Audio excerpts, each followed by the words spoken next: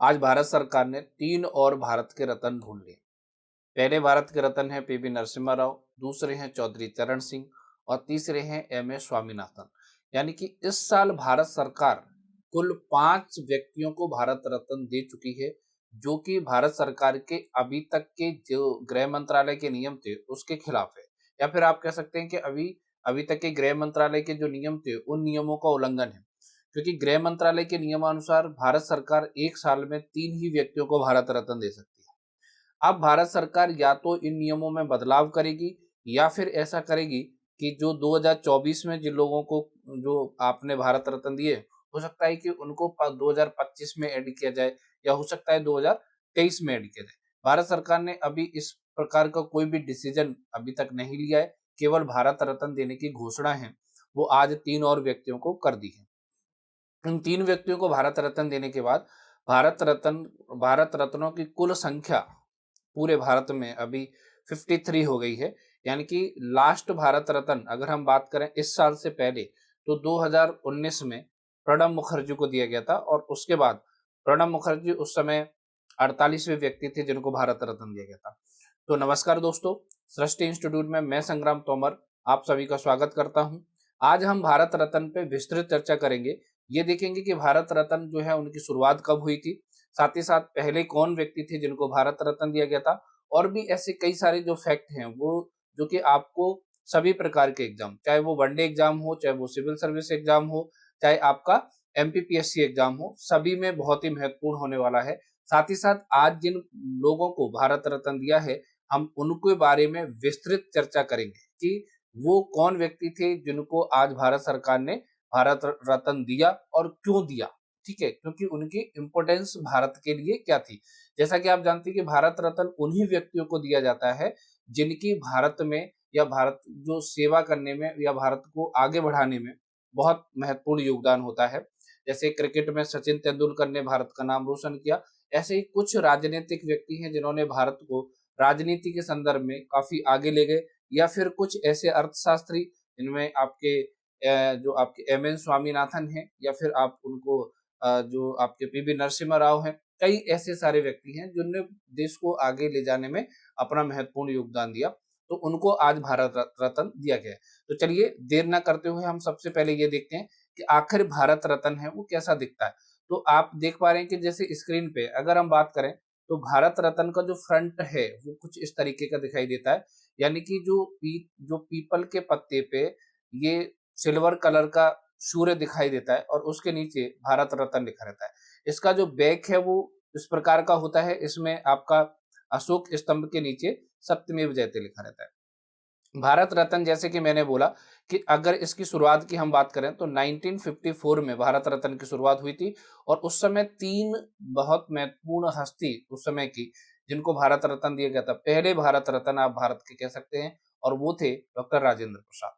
दूसरे भारत रत्न या उसी साल दूसरे व्यक्ति सी राजगोपालाचारी, ठीक है, राजगोपालाचारी। और तीसरे थे सी एन राव, ठीक है, सीवी राव, जो वैज्ञानिक थे आपके वेंकट राव। हाँ, तो तीसरे व्यक्ति थे राव, ठीक है। तो राजगोपालाचारी, राजेंद्र प्रसाद और राव, जो सीवी रमन जो व्यक्ति थे शायद उनको भारत रत्न है वो प्रदान किया गया। हाँ, यहाँ पे आप करेक्शन करिए, सीवी रमन को राव के जगह सीवी रमन को भारत रत्न पहले भारत रत्न के रूप में प्रदान किया गया था, है ना। तो भारत रत्न पहला किसको प्रदान किया गया 1954 में 3 व्यक्तियों को। हाँ, लेकिन अगर हम भारत के रत्न की बात करें तो ताम्र पदक दिया जाता है, पत्ते के आकार का होता है, प्लेटिनम जैसा मैंने अभी ये बताया उस तरीके का। शुरुआत 1954 में हुई, अभी तक 48 हस्तियों को दिया गया था 2024 से पहले। लेकिन अभी जैसा कि मैंने बताया कि इस साल 5 व्यक्तियों को दिया गया, तो टोटल भारत रत्नों की संख्या कितनी हो गई 53। ठीक है, सबसे पहले सी राजगोपालाचारी, सीवी रमन और राधा कृष्णन को दिया गया था, ये यहाँ पे लिखा हुआ था ऑलरेडी। खिलाड़ियों की यदि हम बात करें तो सचिन तेंदुलकर को केवल दिया गया। विदेशी मूल के अगर व्यक्तियों की बात करें तो मदर टेरेसा, खान अब्दुल गफ्फार खान और नेल्सन मंडेला, ठीक है, इनको भारत रत्न दिया गया। 8 अगस्त 2019 से पूर्व 8 अगस्त 2019 को राष्ट्रपति प्रणब मुखर्जी को दिया गया था जो भारत रत्न है। और इस प्रकार 5 व्यक्ति, 5 ऐसे राष्ट्रपति जिनको भारत रत्न दिया गया है। आज भी भारत के 2 प्रधानमंत्रियों को भारत रत्न मिला है और एक वैज्ञानिक को भारत रत्न मिला है। तो 5 से 6 ऐसे प्रधानमंत्री भी हैं जिनको भारत रत्न दिया गया। सुभाष चंद्र बोस के बारे में एक बड़ी कहानी है कि सुभाष चंद्र बोस को भारत रत्न दे दिया गया था, परंतु उनके परिवारजनों के विरोध के कारण, क्योंकि उनको मृत्यु उपरांत बोला गया था, तो उनके परिवारजनों का ये कहना था कि जब मृत्यु डिसाइड ही नहीं हुई कि मरे हैं कि जिंदा हैं, तो आप कैसे मृत्यु के बाद भारत रत्न दे सकते हैं। तो फिर जो डिसीजन था वो वापस ले लिया गया। ठीक है, अभी तक मृत्यु उपरांत 15 लोगों को भारत रत्न दिया जा चुका है। तो ये कुछ प्रावधान, मतलब ये एक महत्वपूर्ण बातें थी भारत रत्न के बारे में। इसके अलावा एक महत्वपूर्ण बात और मैं आपको बताऊं कि भारत रत्न 1977 में मोरारजी देसाई के द्वारा क्या कर दिया गया था, बंद कर दिया गया था। ठीक है, लेकिन 1980 में इंदिरा गांधी की सरकार फिर से बनी, जो चौधरी चरण सिंह थे, 1979 से 1980 तक उन्हीं की सरकार थी जिनको आज भारत रत्न मिला है। तो उनकी सरकार को हटा के फिर से प्रधानमंत्री जो है वो इंदिरा गांधी बनी, और 1980 में इंदिरा गांधी ने फिर से जो भारत रत्न की शुरुआत की, और तब मदर टेरेसा को भारत रत्न दिया गया 1980 में। ठीक है, तो मदर टेरेसा समाज सेवी जो एक महिला, तो इनको भारत रत्न दिया गया, है ना। इसके बाद अगर हम बात करें तो आज जो जो महत्वपूर्ण व्यक्तियों को भारत रत्न मिला है, तो उनके हम चर्चा करें कि उनमें सबसे जो महत्वपूर्ण व्यक्ति हैं, जैसा कि मैंने अभी बताया कि जो आपके एम एस स्वामीनाथन, ये वैज्ञानिक हैं, और वैज्ञानिक होने के नाते अगर इनकी बात करें तो 1925 में इनका जन्म हुआ, 23 में यानी कि पिछली साल ही इनकी मृत्यु हुई। इनका फुल नाम का जो फुल फॉर्म है ना, मनकोम्बु संबा शिवन स्वामीनाथन। ठीक है, 1925 में इनका जन्म होता है। वैज्ञानिक हैं, भारत के हरित क्रांति के जनक माने जाते हैं, क्योंकि गेहूं और चावल के जो बीज इन्होंने खेतों में लगाए, मैक्सिको से लेके आए, भारत के पंजाब में इन्होंने उनको हाइब्रिड बीज में परिवर्तित करके और हरित क्रांति में बहुत महत्वपूर्ण भूमिका निभाई। और भारत इन्हीं के प्रयासों से खाद्यान्न में आत्मनिर्भर बना, यानी कि जो हमारा कलंक था कि भुखमरी वाला देश था, उसको इन्होंने आत्मनिर्भर बनाया खाद्यान्न में। आत्मनिर्भर का नारा आज दिया जा रहा है, लेकिन वास्तविकता ये है कि अगर कोई व्यक्ति खाद्यान्न में हमको आत्मनिर्भर बना के गया, तो उस व्यक्ति का नाम है एम एस स्वामीनाथन।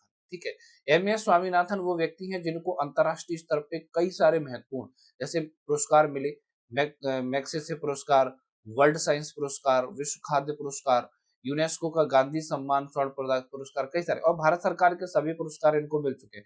जैसे कि 1967 में पद्मश्री, 1972 में पद्म भूषण, 1989 में पद्म विभूषण, ये पुरस्कार उनको मिल चुके। और रहा जो सबसे बड़ा पुरस्कार, तो 2024 में आज इनको ये भी मिल गया, भारत रत्न। तो अब एम एस स्वामीनाथन भारत के रत्नों में से एक हैं। ये बहुत बड़ी उपलब्धि है, विशेषतः सभी भारतीयों के लिए। और जो कि अभी जो साउथ इंडिया नॉर्थ इंडिया की जो पॉलिटिक्स चल रही है, उसके हिसाब से देखते हुए भारत सरकार ने साउथ इंडिया के लोगों को भी अपनापन फील कराया है, क्योंकि 2 साउथ इंडियन लोगों को भारत रत्न दिया गया है। एक है पीवी नरसिम्हा राव और दूसरे हैं आपके एम एस स्वामीनाथन।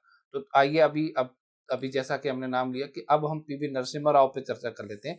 तो पीवी नरसिम्हा राव भारत के बहुत ही महत्वपूर्ण प्रधानमंत्रियों में से एक हैं, क्योंकि पीवी नरसिम्हा राव वो व्यक्ति हैं जो 1921 में पैदा होते हैं, 2004 में निधन होता है, लेकिन इनको जाना जाता है भारत में उदारीकरण के लिए, यानी कि एलपीजी जो रिफॉर्म, अर्थव्यवस्था के संदर्भ में जो इतना बड़ा रिफॉर्म हुआ, वो भारत के प्रधानमंत्री पीवी नरसिम्हा राव के काल में हुआ। पीवी नरसिम्हा राव ने अपने उस समय के वित्त मंत्री मनमोहन सिंह को रखा, और मनमोहन सिंह उस समय वित्त मंत्री थे, लेकिन प्रधानमंत्री के रूप में आपके पीवी नरसिम्हा राव थे।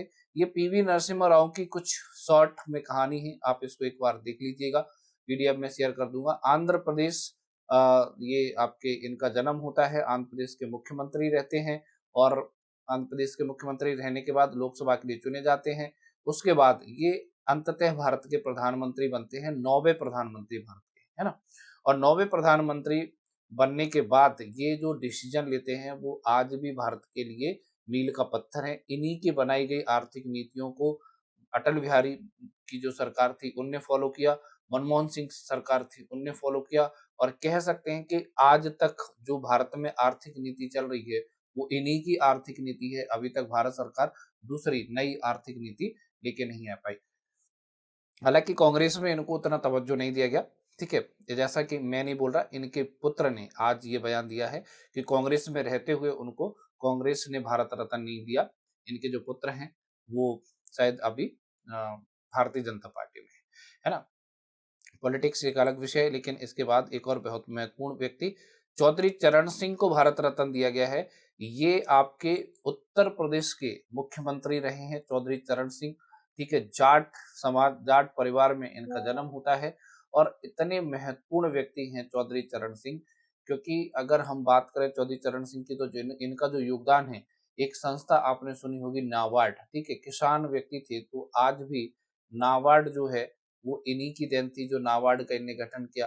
मंडल कमीशन जो आप देखते हैं, मंडल कमीशन गठित करने वाले व्यक्ति थे, ठीक है? इनके बारे में ये गांधी के टाइम पे भी सक्रिय थे। सविनय अवज्ञा आंदोलन में इन्होंने हिंडन नदी में नमक जो है वो कानून नमक बनाया था और उसकी वजह से ये जेल में भी गए थे। तो उत्तर प्रदेश के मुख्यमंत्री रहने के साथ-साथ ये वित्त मंत्री बने भारत सरकार में, उप प्रधानमंत्री बने भारत सरकार में, फिर प्रधानमंत्री बनते हैं। और सबसे बड़ी बात है कि ये जनता दल का जो आज आप टुनवा देख रहे हैं, जितना भी जनता दल, बिहार, यूपी में जो जनता दल है या उड़ीसा में जो बीजू जनता दल है, ये सभी मैंने ये लिखे हैं, ये सभी इनकी विरासत हैं। और आज इनके जो बेटे हैं जयंत चौधरी, जो कि अभी हाल ही में भारतीय जनता पार्टी में शामिल हुए हैं, जो कि राष्ट्रीय लोक दल संचालित कर रहे हैं, वो भी इन्हीं की विरासत है। तो पॉलिटिकल पार्टी में, समाजवाद में जो जनता दल, जो अखिलेश यादव की समाजवादी पार्टी, वो चौधरी चरण सिंह की विरासत है।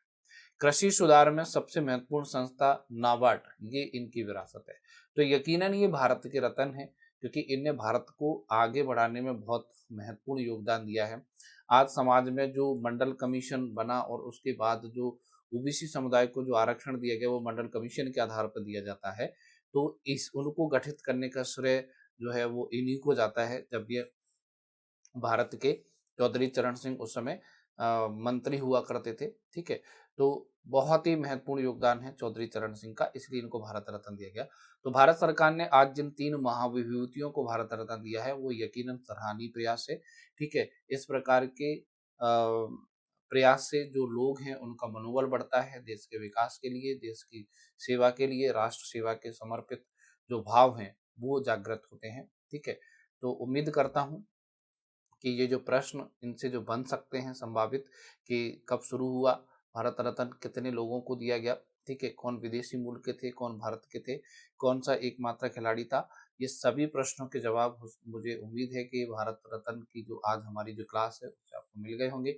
और अब हम नेक्स्ट क्लास में एक नेक्स्ट महत्वपूर्ण मुद्दे के साथ मिलेंगे। तब तक के लिए धन्यवाद।